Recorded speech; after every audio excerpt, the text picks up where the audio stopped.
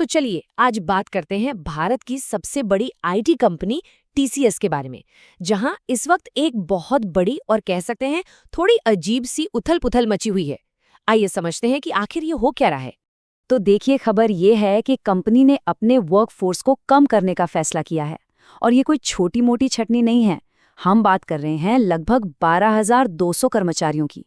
और सबसे बड़ी बात, ये वो लोग हैं जो मिड से सीनियर लेवल पर हैं, मतलब जिन्हें 10 साल से भी ज्यादा का तजुर्बा है। लेकिन कहानी में असली मोड़ तो अब आता है। एक तरफ तो ये अनुभवी लोग निकाले जा रहे हैं, और ठीक उसी वक्त टीसीएस कैंपस से सीधे सीधे करीब 42,000 फ्रेश ग्रेजुएट्स को नौकरी पर रखने की तैयारी कर रही है। मतलब एक तरफ फायरिंग, दूसरी तरफ हायरिंग। कमाल है ना। अब सवाल यही उठता है कि आखिर इंडस्ट्री ऐसा क्यों कर रही है। मतलब अनुभवी लोगों को निकालकर नए लोगों को नौकरी क्यों दी जा रही है। देखिए, ये सिर्फ पैसे बचाने का खेल नहीं है।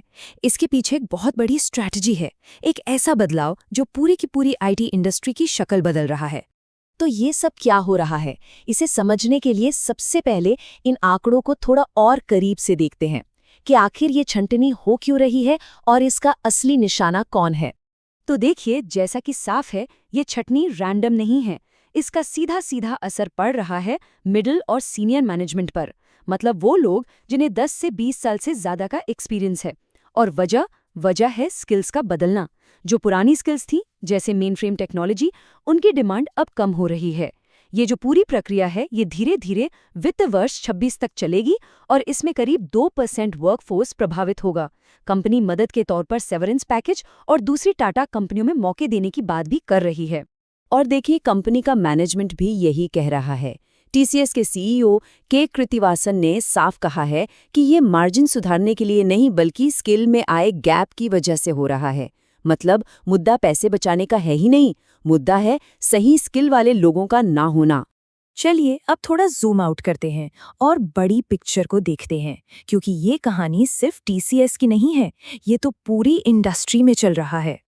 आज की तारीख में पूरी आईटी इंडस्ट्री एक बहुत बड़े स्किल गैप से जूझ रही है। मतलब कंपनियों को जो स्किल्स चाहिए और लोगों के पास जो स्किल्स हैं, उनमें जमीन आसमान का फर्क आ गया है। और ये गैप सबसे ज्यादा कहाँ है? एआई और मशीन लर्निंग जैसी नई टेक्नोलॉजी में।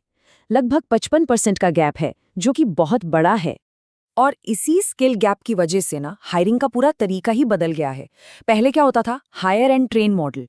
मतलब कैंपस से ढेर सारे लोगों को उठाओ, फिर उन्हें 3 से 6 महीने बेंच पर रखकर ट्रेनिंग दो। इसमें खर्चा भी बहुत था और लोग नौकरी भी जल्दी छोड़ देते थे। अब मॉडल है ट्रेन देन हायर। अब कंपनियां उन लोगों को ढूंढ रही हैं जो पहले से ही स्किल्ड हैं, जिनके पास गिटहब या कैगल पर अपने काम का सबूत है, जो पहले दिन से ही काम करने के लिए तैयार हों। और ये टेबल इस बात का पक्का सबूत है। चाहे टीसीएस हो, इन्फोसिस, विप्रो या एचसीएल, सबके सब अपनी स्ट्रैटेजी बदल रहे हैं। कोई एआई क्लाउड पे फोकस कर रहा है, तो कोई ऐसे लोगों को हायर कर रहा है जो सीधे प्रोडक्शन के लिए तैयार हों। तो ये साफ है कि ये एक इंडस्ट्री वाइड बदलाव है। पर इसका हम जैसे लोगों के करियर पर क्या असर पड़ेगा? तो इस पूरे बदलाव का मतलब क्या है? सीधा सा मतलब है कि बाजार अब 2 हिस्सों में बंट गया है। कुछ लोगों के लिए इसमें बहुत बड़ा जोखिम है, तो कुछ के लिए उतने ही बड़े मौके भी हैं। अगर फ्रेशर्स की बात करें तो उनके लिए नौकरियां तो हैं, लेकिन कंपटीशन वो आसमान छू रहा है।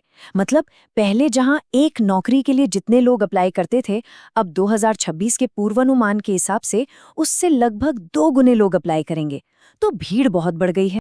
तो इस नए माहौल में फायदे में कौन है? फायदे में है वो फ्रेशर्स जो नई टेक्नोलॉजीज जैसे जेन एआई और क्लाउड स्किल्स के साथ आ रहे हैं, या वो प्रोफेशनल्स जिनके पास अपने काम का सबूत है, जैसे गिटहब प्रोजेक्ट्स। और मुश्किल में कौन है? मुश्किल में है वो प्रोफेशनल्स जिनकी उम्र 40 से ज्यादा है और स्किल्स पुरानी हो चुकी हैं, या फिर वो मिड लेवल मैनेजर्स जो नॉन एआई फील्ड में काम कर रहे हैं। तो साफ है, मार्केट बन चुका है। तो सबसे जरूरी बात यह है कि इस नए माहौल में हम हाथ पर हाथ धरे नहीं बैठ सकते। अपने करियर को लेकर प्रोएक्टिव होना, मतलब खुद से कदम उठाना, अब कोई ऑप्शन नहीं है, बल्कि एक जरूरत बन गया है। तो फिर किया क्या जाए? इस बदलते जॉब मार्केट में आगे कैसे बढ़ा जाए? चलिए 5 जरूरी कदमों पर नजर डालते हैं। सबसे पहला, अपनी स्किल्स को अपग्रेड करें, खासतौर पर AWS, Azure और मशीन लर्निंग जैसी चीजों पर फोकस करें। दूसरा, अनुभव हासिल करने पर जोर दें, इंटर्नशिप करें क्योंकि वहीं से प्री प्लेसमेंट ऑफर मिलते हैं। तीसरा, TCS NQT जैसे एग्जाम के लिए कोडिंग और रीजनिंग पर ध्यान देकर तैयारी करें। चौथा, सिर्फ बड़े शहरों तक ही सीमित न रहें, Tier 2 शहरों और BFSI जैसे दूसरे सेक्टर्स में भी मौके तलाशें। और पांचवा, कंपनियों की कमाई के रिपोर्ट्स पर नजर रखें, इससे पता चलता है कि आगे हायरिंग का ट्रेंड क्या रहेगा। तो कुल मिला के बात यह है कि जहां सीनियर लोगों के बाहर जाने से एक दरवाजा बंद हो रहा है, वहीं ये उन लोगों के लिए एक नया दरवाजा खोल भी रहा है जो स्किल्ड हैं और इस बदलाव के लिए पूरी तरह से तैयार हैं। तो देखिए, IT का भविष्य उन्हीं का है जो समय के साथ खुद को बदल सकते हैं। इंडस्ट्री में ये जो फेरबदल हो रहा है, ये सिर्फ एक चुनौती नहीं है, ये एक मौका है उन स्किल्स को सीखने का जो टेक्नोलॉजी की अगली पीढ़ी को डिफाइन करेंगी। अब सवाल सिर्फ ये है कि हम इस मौके के लिए कितने तैयार हैं।